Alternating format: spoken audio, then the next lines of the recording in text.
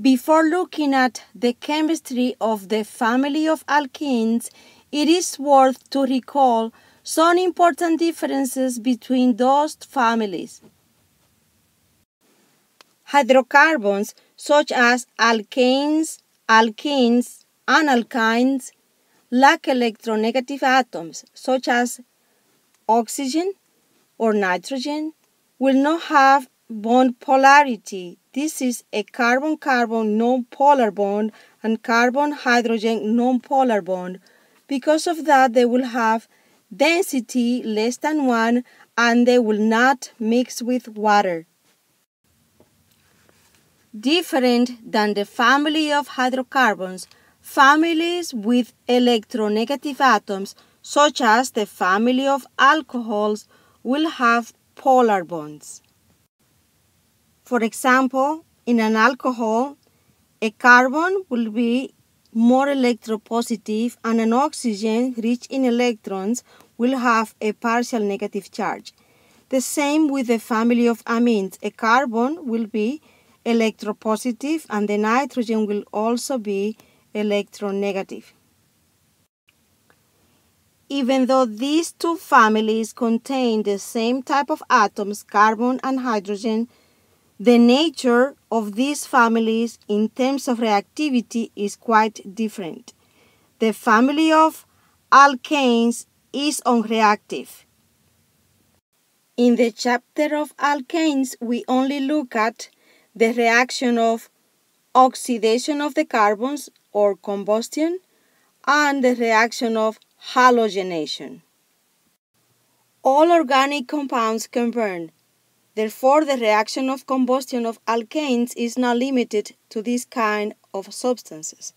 In this reaction, we will have the carbons get oxidized to produce carbon dioxide, water, and energy or heat. The reaction of halogens with alkanes produces a mixture of products. Because halogenation of alkanes is so hard to control, it is easier to prepare haloalkanes using alkenes. The reaction of alkanes with halogens will take place only at high temperatures or in the presence of ultraviolet radiation, very different than an alkene where the reaction takes place at room temperature. The high reactivity of the family of alkenes is due to the presence of a pi bond.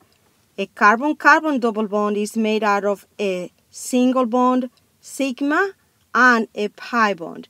This is a very weak bond, easy to break.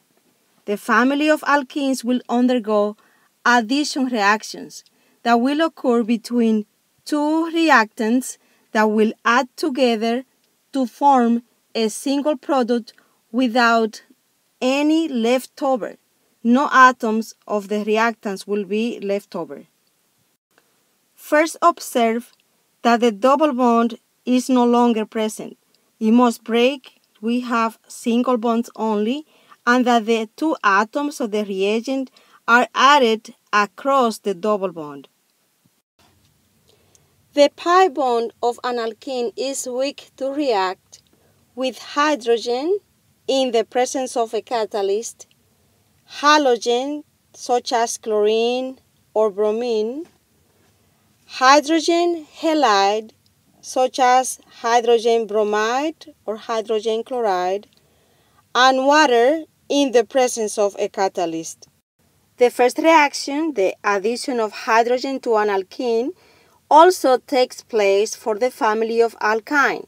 It is using the same concept of breaking the double bond to produce single bond only.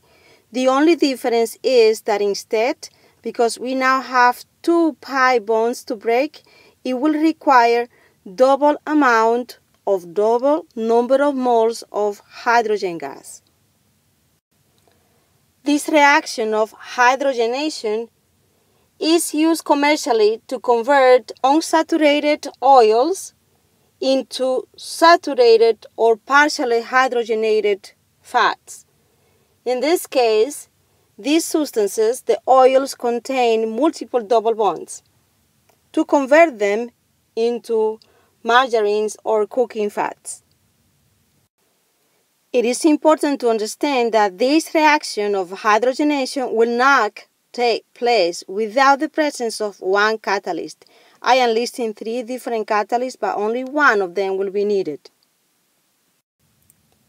We can practice the hydrogenation of this alkene. Has 1 double bond. And the first thing that we need to do is to break the double bond. Upon addition of hydrogen and a catalyst, our product will show that 2 new bonds are formed. Now these carbons are lacking an octet. That will be the position where we need to add our reagent. And in this case, we are adding 2 hydrogens. I always recommend the students to rewrite the molecule as it was and then to add 2 extra bonds where the hydrogens can be placed. We will need to add as many hydrogens to fulfill the octet of carbons. If we have used this molecule because it has the double bond twice, we will require a double amount of hydrogens. This carbon has no hydrogen when we started, and it ends with 1 hydrogen. This carbon started with 1 hydrogen, and the end molecule now has 2 hydrogens. The summary of the reaction is an alkene that reacted with hydrogen gas in the presence of a catalyst to produce an alkane. Also observe a change in the name of the molecule. And now we look at the reaction with the diene. We have 2 double bonds, so we will need double amount of the hydrogen. We proceed in the same way. Now we need to break the double bond twice, and we will add double amount of hydrogen to obtain a cycloalkane. This is another example of addition reactions to the family of alkenes. In this case, we will be adding a halogen, and it will also add across the double bond. The addition of bromine to alkenes is so simple that it is used in many organic chemistry labs to determine what is the identity of unknowns. When writing the products of the reaction, the first step will be to break the double bond, rewrite the molecule, and include 2 brand new bonds. Now we will need to add bromines to the carbons that were forming the double bond. The final product will include bromines in adjacent positions. Addition of halogens or hydrogen gas to alkynes is very similar to the addition of alkenes. However, this reaction can be controlled. If only 1 mole of the chlorine gas is added to the triple bond, only one of the 2 pi bonds will be destroyed, and 1 pi bond will remain in the product. So we will see that only 2 chlorine were added, and we still have 1 carbon-carbon double bond, 1 sigma bond, and 1 pi bond. We can see that now we have single bonds only because we are using 2 moles of chlorine, and both of the pi bonds were destroyed to produce single bond and a tetrachloroalkane.